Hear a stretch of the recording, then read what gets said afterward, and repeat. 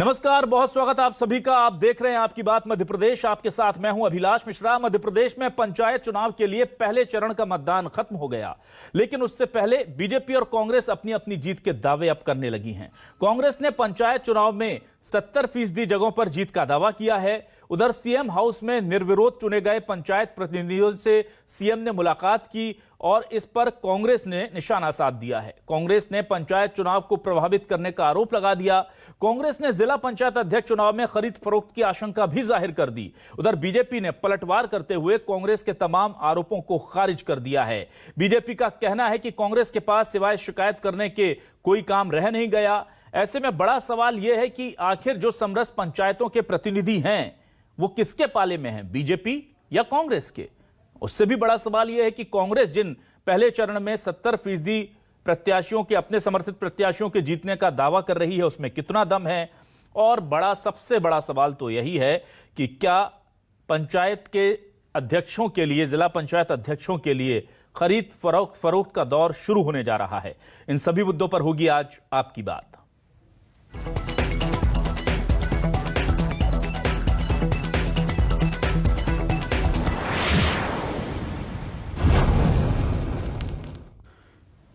तो कांग्रेस के अपने दावे हैं, उसका कहना है कि 70% है। उनका जो आंतरिक आकलन है उसके मुताबिक 70% पहले चरण के जो प्रत्याशी हैं वो कांग्रेस समर्थित जीते हैं।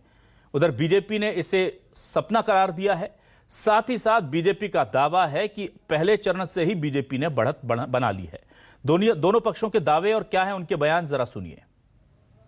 किस तरह से अस्त व्यस्त करके ये चुनाव कराया, उसके बाद भी जो ग्रामीण सरकार है, हम कह सकते हैं गाँव की जो सरकार है, वहाँ पे कांग्रेस पार्टी के प्रत्याशी, समर्थित प्रत्याशी, कांग्रेस पार्टी के कार्यकर्ता 70% सीटों पे विजयी हुए हैं। ग्राम पंचायत के पंच, सरपंच, जनपद सदस्य, जिला पंचायत सदस्य लेके प्रथम चरण का जो परिणाम आया है उसमें 70% से ज़्यादा कांग्रेस समर्थित उम्मीदवार जीते हैं। देखो, हम कुछ भी अच्छा करेंगे तो कांग्रेस शिकायत तो करेगी। इसके अलावा कांग्रेस को बचा क्या है शिकायत के अलावा? जनता के बीच जाना नहीं है, जनता की समस्याओं के लिए आंदोलन करना नहीं है। आंदोलन वो इस बात पे करते हैं कि भ्रष्टाचार में ईडी में राहुल गांधी को बुलाया तो वो आंदोलन पे आते हैं। जन सुविधाओं से, जन समस्याओं से उनका कोई सरोकार नहीं। वो पार्टी सिर्फ एक परिवार तक सीमित पार्टी है और आपने देखा होगा कि परिवार को किस तरह से उखाड़ा जा रहा है देश में। तो क्या है न्यूज 24 मध्य प्रदेश छत्तीसगढ़ के सवाल? आइए आपको सवाल दिखाते हैं। हमारे सवाल ये रहे, पंचायत का पहले चरण का मतदान शुरू हुआ, जीत का ऐलान। समरस पंचायतें आएंगी बीजेपी के साथ या सिर्फ इनाम की खातिर सीएम से हुई है मुलाकात? कांग्रेस ने 70% सीटों पर ठोका दावा या सिर्फ बना रहे हैं सियासी हवा? एमपी में पंचायत पर संग्राम भारी, क्या शुरू हो गई खरीद फरोख्त की तैयारी? सबसे बड़ी आशंका तो इसी बात को लेकर के है और इस पर बातचीत करने के लिए 3 खास मेहमान हमारे साथ जुड़ चुके हैं। आइए सीधे रुक कर लेते हैं। सबसे पहले बीजेपी के वरिष्ठ नेता प्रवक्ता राजपाल सिसोदिया जी का रुक कर लेते हैं। राजपाल जी, बहुत स्वागत करता हूं आपका न्यूज 24 मध्य प्रदेश छत्तीसगढ़ पर। इसके अलावा हम सीधे रुक करते हैं कांग्रेस के वरिष्ठ नेता, पूर्व विधायक आर.के. दोगने जी। कांग्रेस से दोगने जी, आपका भी बहुत बहुत स्वागत है। और वरिष्ठ पत्रकार मृगेंद्र सिंह जी को आज हमने आमंत्रित किया है। मृगेंद्र जी, बहुत स्वागत करता हूं हमारे इस खास डिबेट शो में। सबसे पहले दोगने जी, आपके पास आता हूं। सर, 70% प्रत्याशी जो जीते हैं वो कांग्रेस समर्थित हैं, ये बड़ा दावा तो कर रहे हैं आप, सर आधार क्या है? और दूसरा ये है कि इतना एक्यूरेट डेटा ये केवल मनोबल बढ़ाने के लिए है या वाकई में आपके पास आधार है? देखिए, बिल्कुल आधार है, तभी बोलते हैं हम लोग 70% प्रतिनिधि हमारे जीत के आए हैं, चाहे जिला पंचायत देखे, चाहे जनपद देखे, चाहे पंच या सरपंच देखे। बहुत सारे निर्विरोध हुए। निर्विरोध को पटाने के लिए इन्होंने सीएम के पास बुला लिया। जो निर्विरोध हुए उनका सम्मान करने लगे। आप बताइए, 14 तारीख को डिक्लेयर होना है इसका रिजल्ट और आप पहले ही सम्मान करने बुला लिया, तो इसका मकसद क्या निकल रहा है? तो ये सीधे सीधे प्रलोभन देना चाहते हैं लोगों को और प्रजातंत्र की हत्या करना चाहते हैं। जो ग्रामीण सरकार बनने के लिए उसको भी निष्पक्ष नहीं होने दे रहे हैं। मैं आपको बताना चाहता, शासकीय मिशनरियां भी बता रही है रिजल्टों को बहुत जगह, ये समस्या क्या रही है? तो इस तरह से जो प्रजातंत्र की हत्या कर रहे हैं लोग, और नहीं तो कांग्रेस के लोग जीत के आए हैं और जीते हैं 75%, उनकी मानसिकता कांग्रेस से समर्थित है और वो काम कर रहे हैं और काम करना चाहते हैं। पर भाजपा सीधे सीधे, मेरा आरोप है कि इनके मंत्री संतरी सब पंचायत चुनाव में लग गए। आप बताइए, पंचायत चुनाव लगना चाहिए कि जब दलीय आधार पर पंचायत चुनाव नहीं हो रहे हैं तो आपको जरूरत क्या है मंत्रियों को, विधायकों को यहाँ घूमने की गली गली? आप निष्पक्ष होने दीजिए ना, निष्पक्ष चुनाव नहीं होने दिए। इसके बाद भी जनता ने इनको सबक सिखाया और 70% के करीब बिल्कुल कांग्रेस के प्रतिनिधि, कांग्रेस के सामाजिक प्रतिनिधि जीत के आए हैं और वो है अब 14 तारीख को क्लियर हो जाएगा। आप बताइए ना, क्यों बुलाया आपने भोपाल अभी? ठीक है, 14 तारीख को बैठ कर लेते, 14 तारीख डिक्लेयर हो जाता देते। ठीक है। रिपोर्ट वालों को बुलाकर वहाँ सीधे सीधे उनको प्रलोभन दे रहे हैं, उनको बुलाकर अपने पक्ष में करना चाहते हैं। ठीक। तो इसलिए ये बुला रहे हैं क्या? तो इनको डर है और इनके प्रतिनिधि नहीं चुने गए हैं, इसलिए वो जो निर्विरोध चुने गए हैं उनको भी पटा रहे हैं और बाकी जगह भी बहुत सारे हस्तक्षेप कर रहे हैं, प्रशासनिक मशीनरी का उपयोग भी कर रहे हैं। और कोई रिजल्ट जो 10 वोटों से, 15 वोटों से, 20 वोटों से गए हैं तो उनको भी करा रहे हैं। मैं आपको चैलेंज कर रहा हूँ आपकी चैनल पे बैठकर, भाजपा वाले वो वोटों को जो ठप्पे से लगे हैं उसमें इन्होंने कम से कम 25% वोट रिजेक्ट किए हैं। अब बताओ 25% रिजेक्ट हो सकते हैं क्या? ठीक है सर। क्यों रिजेक्ट किया आपने? ये आप जवाब दें तो समझ में आती है। आप देखें हर बूथों पर रिजेक्ट हो रहे हैं, 50-50, 100-100 वोट है, 150 वोट है, 200 वोट रिजेक्ट हो रहे हैं। तो आप चुनाव आयोग में, दोगने जी, चुनाव आयोग में इसकी शिकायत क्यों नहीं कर देते? के लिए दूसरे दल के लोगों को रिजेक्ट कर रहे हैं ये लोग ना, चुनाव आयोग में इसकी शिकायत क्यों नहीं कर रही कांग्रेस, दोगने जी? बिल्कुल शिकायत कर रहे हैं, हम लोग शिकायत कर रहे हैं। हम यहाँ डेली शिकायतें हो रही है, सरपंच सभी की शिकायतें हो रही है, पर कोई सुनने वाला नहीं है।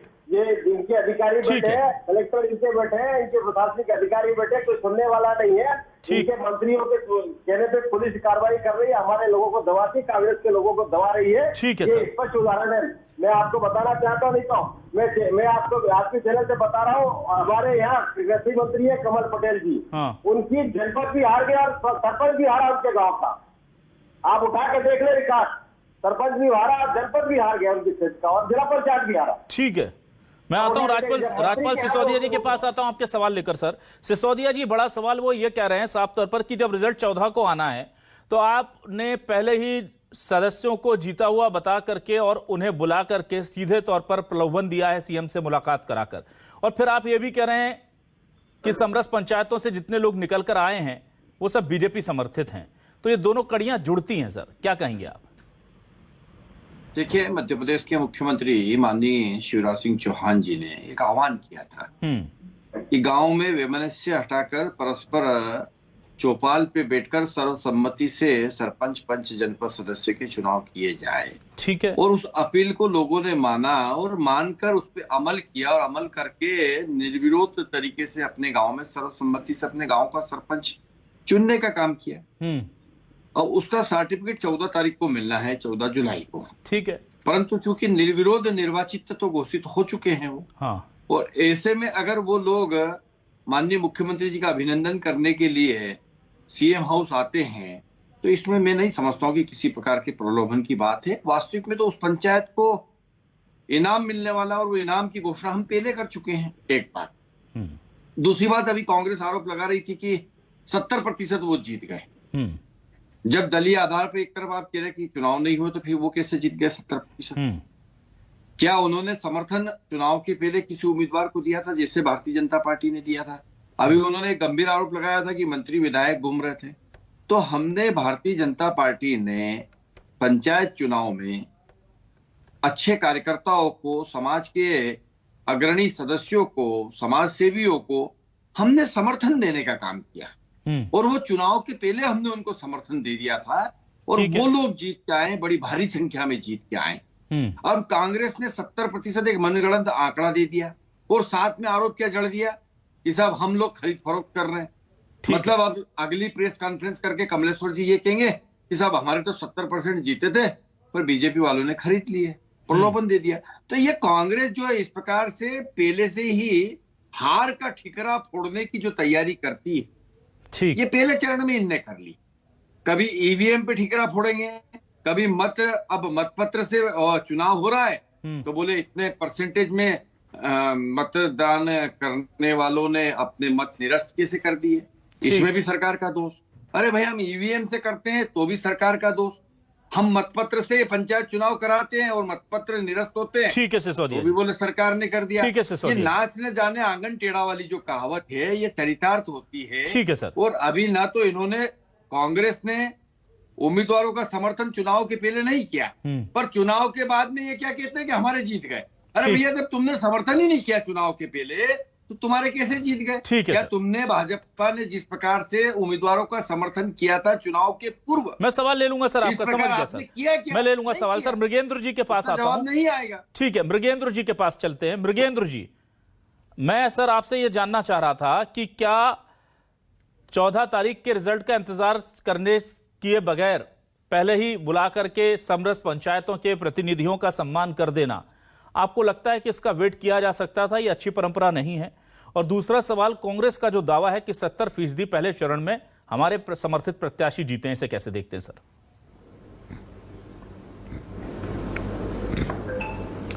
नहीं, देखिए, समरस पंचायतों के प्रतिनिधियों को अगर बुला के सम्मानित किया गया या उन लोगों ने मुख्यमंत्री जी का सम्मान किया, ताकि इसमें कोई गलत नहीं है, लेकिन अगर 14 के बाद होता तो और बेहतर रहता, क्योंकि 14, हालांकि परिणाम में कुछ बदलाव होना नहीं है। जब वो निर्विरोध आए हैं, वहाँ कोई है नहीं, तो परिणाम में कोई बदलाव तो आना नहीं, प्रतिनिधित्व तो वही रहेंगे।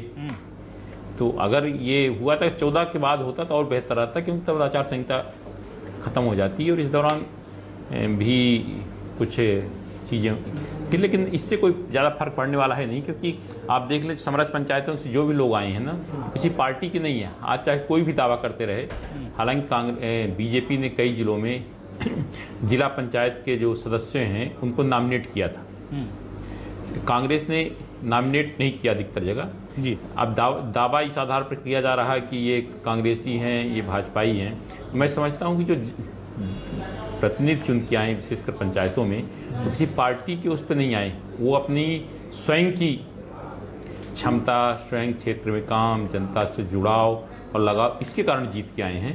तो अब चाहे उसमें दावा करने में कोई कहता रहे कि हमारे हैं, लेकिन जो जीत के आए हैं, तो मैं यही कहूँगा वो अपने मेहनत, अपने दमखम और अपने प्रचार और परिवार का जो उनका बैकग्राउंड, उसके कारण जीत के आए हैं। ठीक है मृगेंद्र जी, लेकिन क्या वाकई में लालच जैसी कोई बात आती है अगर इनको पहले बुला लिया जाता है? क्योंकि अभी हो सकता है कि इनमें से कुछ जनप्रतिनिधियों की जरूरत पड़े अध्यक्ष के लिए, तमाम चीजों के लिए। तो जिस तरह का प्रलोभन की बात कांग्रेस जो आरोप लगा रही है, उसमें आपको कितना आधार उसमें नजर आता है?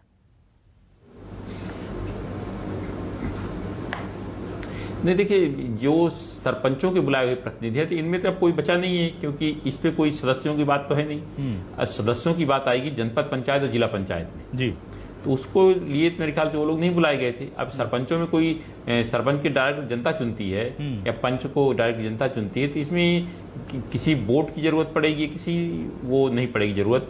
तो और जो जनपद और जिला पंचायतों के लिए जरूर बोर्ड के अध्यक्ष उपाध्यक्ष के चयन पर होगा, लेकिन उनके प्रतिनिधि नहीं बुलाए गए। जो समरस पंचायतें हैं जहाँ की जनप्रतिनिधि चुन के आए हैं, तो सीधे जनता से चुने जाते हैं, तो इसलिए उसमें कोई खरीद फरोख्त की बात नहीं आ सकती। ठीक है दोगने जी, मुझे आप ये बताइए सर कि 70% का आपने दावा कर दिया, तो ये तो आपने तो समर्थित प्रत्याशियों को ओपन तौर पर कैंडिडेट को किसी को सपोर्ट तो किया नहीं था इस तरह से, और अब आप कह रहे हैं कि जो जीत गए वो सब हमारे हैं, ऐसे कैसे चलेगा सर?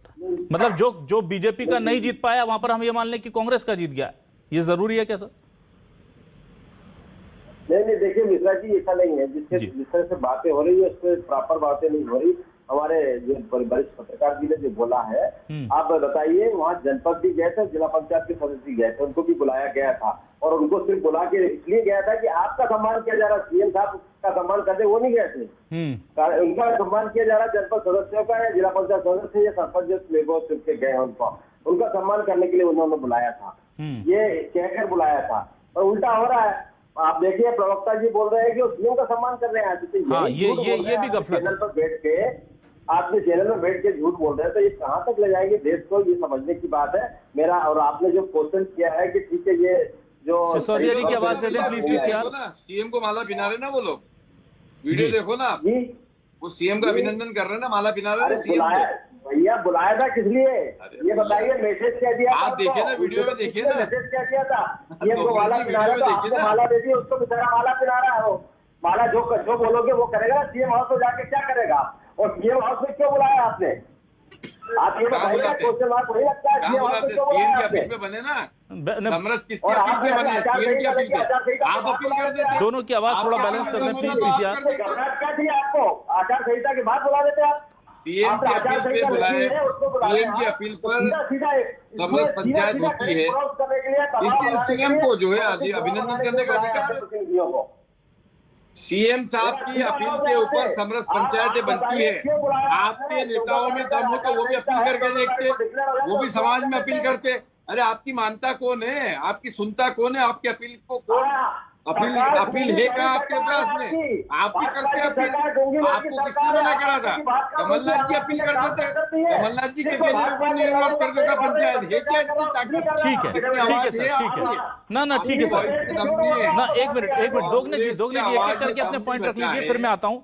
दोगने जी आप एक एक करके पॉइंट रख लीजिए, फिर मैं सिसोदिया जी के पास आता हूँ। अरे भाई कांग्रेस अपील करती ना, किसने रोका था? आप जाके समाज में समरसता की बात करते, किसने रोका था?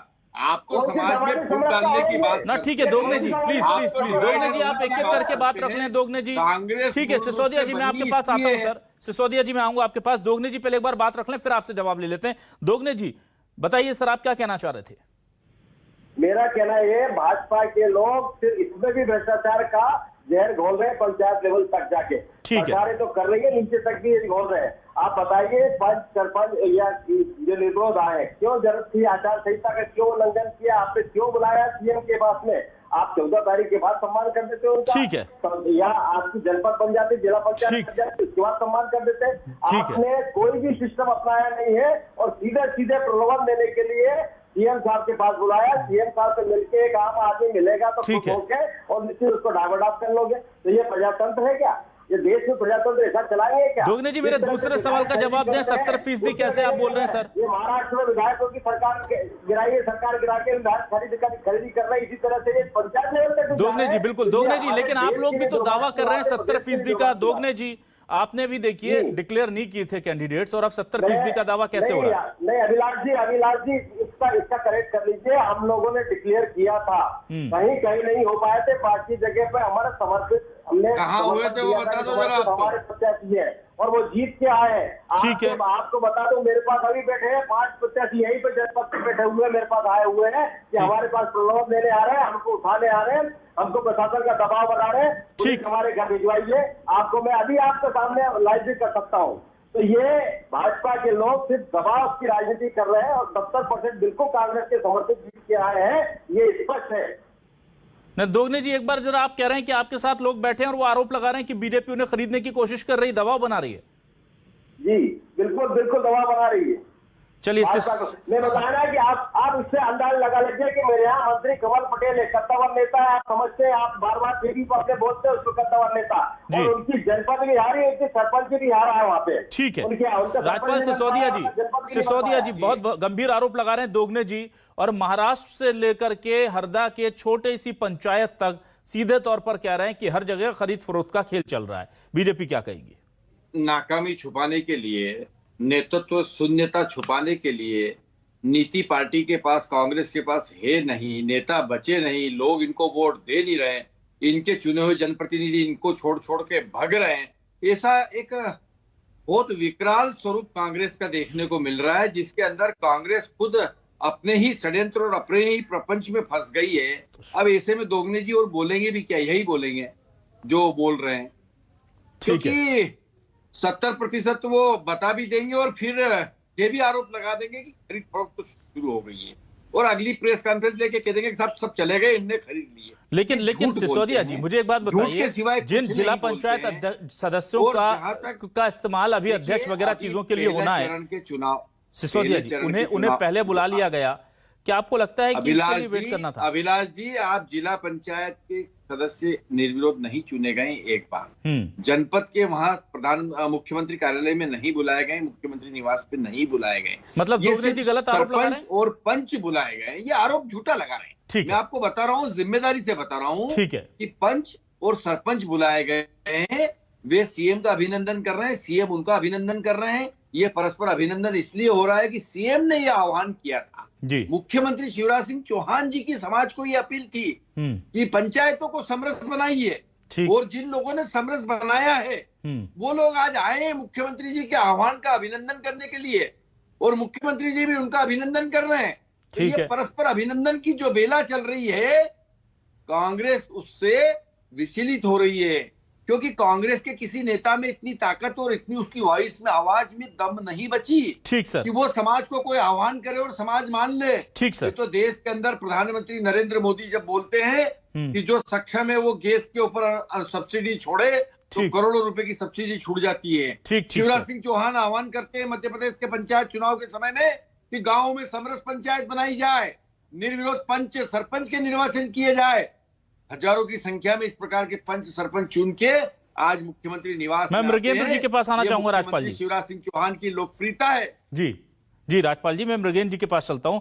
मृगेंद्र जी, जिस तरह से कांग्रेस गंभीर आरोप लगा रही है, महाराष्ट्र का सियासी घटनाक्रम हम देख रहे हैं, इन दिनों चर्चा में भी बहुत है, क्या आपको लगता है कि इस बार पंचायत चुनाव जिस तरह से हाई प्रोफाइल हो गए हैं, और क्योंकि विधानसभा चुनाव से ठीक पहले की कवायद है, तो ऐसे में क्या आपको लगता है कि इसके सदस्यों अध्यक्षों तक पहुंचते पहुंचते वहां भी खरीद फरोख्त, हॉर्स ट्रेडिंग जैसे मसले सामने आ सकते हैं, क्योंकि शिकायतें, आरोप अभी से लग रहे हैं?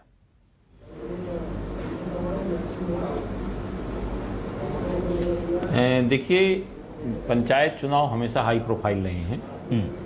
इसमें ये कोई नई बात नहीं, आरोप लगाना कोई नई बात नहीं। जबकि जनपद और जिला पंचायत के जो भी प्रतिनिधि चुन के आते हैं, चाहे जिला पंचायत सदस्य हो, जनपद पंचायत, वो किसी पार्टी से नहीं होते हैं।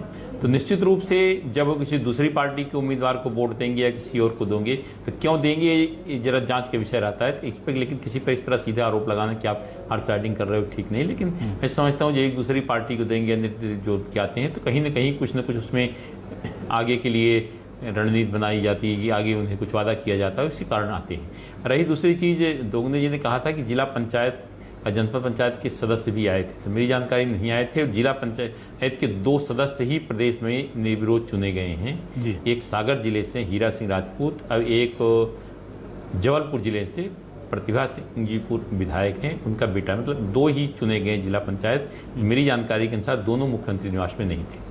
ठीक है, मृगेंद्र जी ने, दोगने जी साफ कर दी स्थिति, और सिसोदिया जी भी कह रहे हैं कि आप गलत तथ्य दे रहे हैं यहाँ पर पब्लिक को। क्या कहेंगे दोगने जी आप?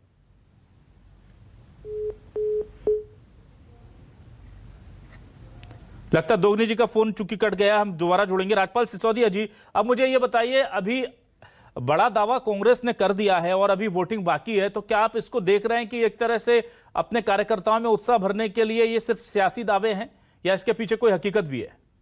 देखिए, अभी 3 चरण में मध्य प्रदेश में पंचायती चुनाव होना, उसमें पहला चरण हुआ है 25 तारीख का, दूसरा चरण 1 को, फिर 8 को है। अब पहले चरण में इनने 70% अपने आप को बता के ये भगदड़ रोकने का प्रयास कर रहे हैं। कांग्रेस में भारी भगदड़ मची हुई है, कांग्रेस के साथ कोई जाना नहीं चाह रहा है। जो भी जीत के आ रहा है वो सरकार के साथ खड़ा रहना चाह रहा है, जो भी जीत के आया वो भाजपा का परचम थामना चाह रहा है। इससे जस्टिफाई करने के लिए इस प्रकार का कारण देने का काम कर रहे हैं। जनता समझ रही है। आज जब परिणाम, कांग्रेस जी खुद कह रहे कि 14 तारीख को परिणाम आएंगे, कैसे? मैं प्रश्न खड़ा करता हूं, आपने 70% आपके नेताओं ने किस आधार पे 70% आप जीत गए ये कह दिया जब प्रमाण पत्र हाथ में नहीं मिले? तो ठीक है, तो ये तो झूठ है ना। दोगने जी से सवाल लेते हैं। दोगने जी जुड़ गए क्या हमारे साथ? जब आज परिणाम ही नहीं आए, 14 जुलाई को दोगने जी से अंतिम सवाल लेना होगा। 14 जुलाई को मिलने वाले, और आज आपने 70% कांग्रेस के कह दिए। कैसे कह दिए साहब, बताओ जरा, स्पष्टीकरण दो जरा इस पे। प्रदेश की जनता पूछ रही है। ठीक है, तो मृगेंद्र जी, हम कुल मिलाकर के ये माने कि ये दावे और जो चीजें चल रही हैं अभी सियासी है, जब तक रिजल्ट नहीं आ जाता तब तक जनता को धैर्य रखना चाहिए, क्योंकि पार्टी मनोवैज्ञानिक दबाव जरूर बनाएंगी मतदाताओं पर, विपक्ष पर भी, और कार्यकर्ताओं को भी मनोवैज्ञानिक बढ़त दिलाने की कोशिश करेंगे।